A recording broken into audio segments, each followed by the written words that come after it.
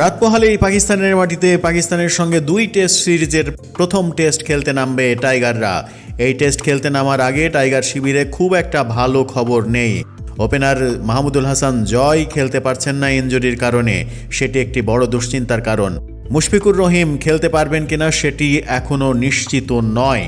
সোমবার নিজেদের একাদশ জানিয়ে দিয়েছে পাকিস্তান, কিন্তু বাংলাদেশ তাদের একাদশ জানায়নি। বুধবার রাওয়ালপিন্ডিতে প্রথম টেস্টের একাদশে দেখা যেতে পারে 3 পেসার এবং 2 স্পিন অলরাউন্ডারকে, এমনটাও ভাবা হচ্ছে। পেস বান্ধব উইকেট হলেও সাকিব আল হাসান এবং মেহেদী হাসান মিরাজের স্পিনে ভরসা রাখবে বাংলাদেশ, এমনটা ভাবা হচ্ছে। মূলত এই দুইজনের ব্যাটিং সামর্থ্য আরও বেশি বিবেচনায় আনবে একাদশে জায়গা পাওয়ার ক্ষেত্রে।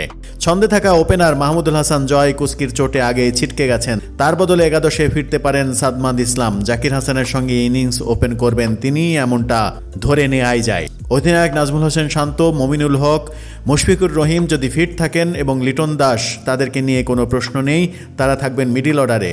তবে জয় না থাকায় ব্যাটিং অর্ডারে প্রথম 6 ব্যাটারের 4 জনই বাঁহাতি হওয়া ভোগাতে পারে দলকে, এমনটাও ভাবা হচ্ছে। স্কোয়াডে থাকা 5 পেসারের মধ্যে তাসকিন আহমেদ প্রথম টেস্ট খেলতে পারবেন না ফিটনেসের কারণে। বাকি 4 জন থেকে বেছে নেওয়া হবে 3 জনকে। সেই ক্ষেত্রে শরীফুল ইসলাম দেবেন পেস আক্রমণের নেতৃত্ব, সঙ্গে খালেদ এবং নাহিদ রানাকে দেখা যেতে পারে একাদশে। নাহিদ রানা একাদশে থাকবেন এটা নিশ্চিত। খালেদ আহমেদও থাকতে পারেন এই একাদশে। উইকেট পেস বান্ধব হওয়ায় একাদশে তাইজুলের ঠাঁই পাওয়াটা কঠিন হবে। তাকে খেলাতে হলে কোনো একজন পেসারকে বাদ দিতে হবে অথবা স্পিনে মিরাজকে বাদ দিতে হবে।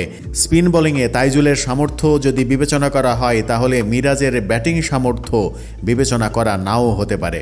বাংলাদেশের সম্ভাব্য একাদশে যাদেরকে দেখা যেতে পারে প্রথম টেস্টে, তারা হলেন জাকির হাসান, সাদমান ইসলাম, নাজমুল হোসেন শান্ত অধিনায়ক, মমিনুল হক, মুশফিকুর রহিম, সাকিব আল হাসান, লিটন দাস, মেহেদী হাসান মিরাজ, শরীফুল ইসলাম, সৈয়দ খালেদ আহমেদ এবং নাহিদ রানা।